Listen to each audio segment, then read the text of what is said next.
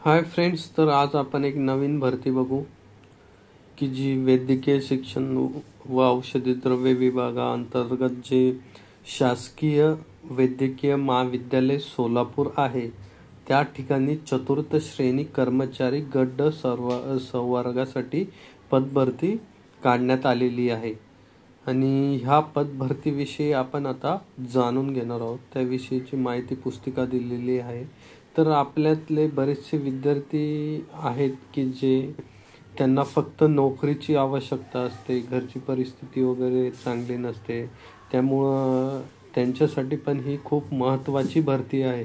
यामध्ये गट ड च्या म्हणजे चतुर्थ श्रेणी कर्मचाऱ्यांच्या जागा आहेत आणि त्या सोलापूर येथील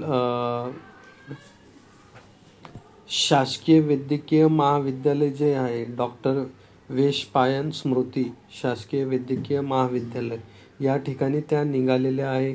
तर त्याचं तपशीलवार खालील प्रमाणे आहे. म्हणजे गटच्या ज्या जागा आहेत त्याचं फॉर्म भरण्याची डेट आणि ती क्लोजिंगची डेट, फॉर्म स्टार्टिंगची डेट जी दिली आहे ती 23/10/2025 म्हणजे 23 ऑक्टोबरपासून स्टार्टिंग होणार होती आणि मला वाटतं की त्याची जी डेट ती वाढवण्यात आली आहे. मागची डेट जरा वेगळी होती, आता ती 20 नोव्हेंबर 2025 पर्यंत तुम्ही ते फॉर्म ऑनलाईन पद्धतीने भरू शकता. आणि ऑनलाईन पद्धतीने परीक्षा शुल्क भरण्याची आणि त्याची अंतिम मुदत जी आहे ती 20 नोव्हेंबर 2025ला 11:55 तुम्ही भरू शकता. त्याची फी तुम्ही भरू शकता आणि त्याच्यासाठी वेबसाईट दिलेली आहे www.vmgmc.edu.in. हे संकेतस्थळावरती जाऊन तुम्ही ते फॉर्म भरू शकता.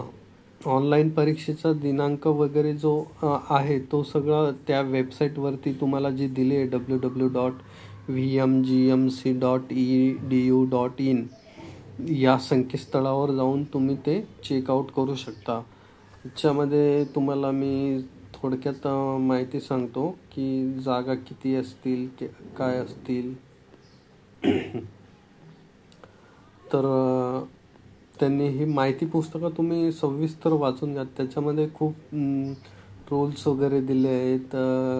आरक्षण कसं असणार आहे खेळाडूंसाठी, दिव्यांगांसाठी काय कोणत्या कागदपत्राची आवश्यकता आहे ते पण दिलं आहे. दिव्यांग जे 40%च्या वरती जे दिव्यांग आहेत त्यांनी स्वावलंबनवरतूनच ते काढलेलं असावं. अनाथांसाठी काय आहे ते पण याच्यामध्ये दिलं आहे. पदविकाधारात अंशकालीन उमेदवारांना समांतर आरक्षण कशा पद्धतीने ते पण दिलं आहे याच्यामध्ये. वयोमर्यादा काय, किमान 18 वर्ष पूर्ण असावे आणि कमाल 38 वर्षापेक्षा जास्त असू नये. म्हणजे कमाल वय तुमचं किमान 18 ते कमाल 38 वर्षापर्यंत तुम्ही ते फॉर्म भरू शकता. मागासवर्गीयांसाठी 43 वर्षापर्यंत फॉर्म भरू शकता. इथं दिलंय त्यांनी जी कॉन्स्टिट्यूशनल पॅरलल रिझर्वेशन याच्यामध्ये दिलेलं आहे. SC/ST साठी म्हणजे SC/ST, VGNT, NT1, NT2, OBC, SBC यांच्यासाठी 43 वर्ष दिलं आहे आणि अनरिझर्व्ड म्हणजे ओपन कॅटेगरीसाठी 38 वर्ष एवढं दिलेलं आहे. आणि दिव्यांगांसाठी 45 वर्षापर्यंत तुम्ही फॉर्म भरू शकता. ऑर्फन म्हणजे अनाथ 43 वर्षापर्यंत भरू शकता. वार्डन व एक सर्व्हिसमॅन, फ्रीडम फायटर जे असतात माजी स्वातंत्र्य सैनिक त्यांच्या पाल्यांसाठी 45 वर्षपर्यंत बनवू शकता. अंशकालीन कर्मचारी जे आहेत त्यांना 46 वर्ष आहे आणि स्पोर्ट पर्सनसाठी 43 वर्ष आहे. आणि एक सर्व्हिसमॅनसाठी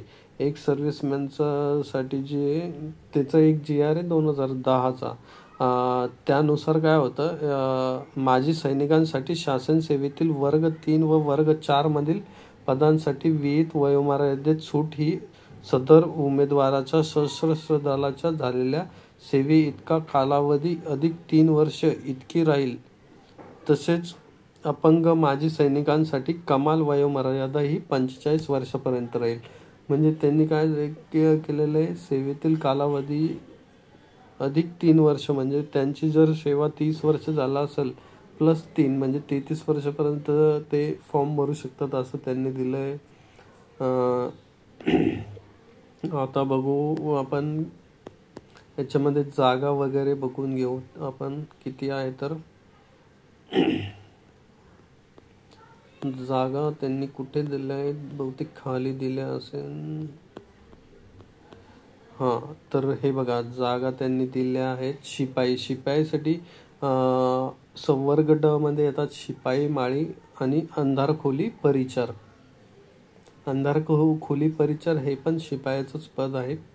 तर त्याचं पे स्केल बघा काय आहे. वेतन श्रेणी बघा S1 मध्ये येतात हे, म्हणजे जे महाराष्ट्र शासनाची जी वेतन श्रेणी त्यांनी S1, S2, S3 अशा प्रकारे दिला आहे. आणि प्रत्येकाचं ग्रेड पे वगैरे आणि बेसिक वेगवेगळं असतं. तर ही S1 म्हणजे स्टार्टिंगची बेसिक आहे.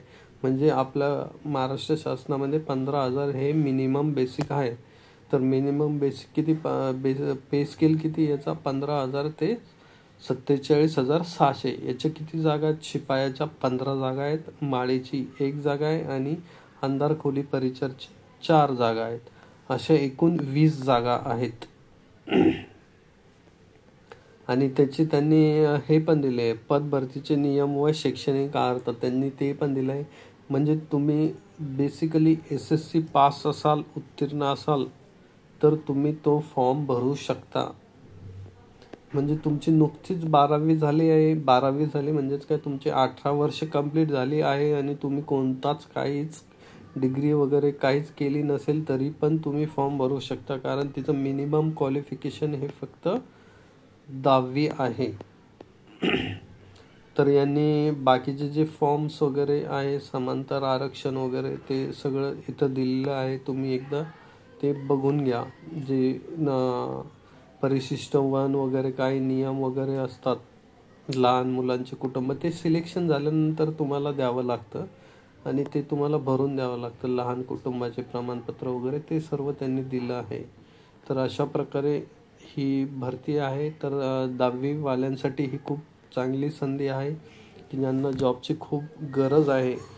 त्यांनी मला वाटतं तरी हा फॉर्म भरायला पाहिजे, शिपाई का होईना. म्हणजे जर त्यांना कुठेच नोकरी नसेल तर कमीत कमी तुम्ही ही नोकरी करू शकता.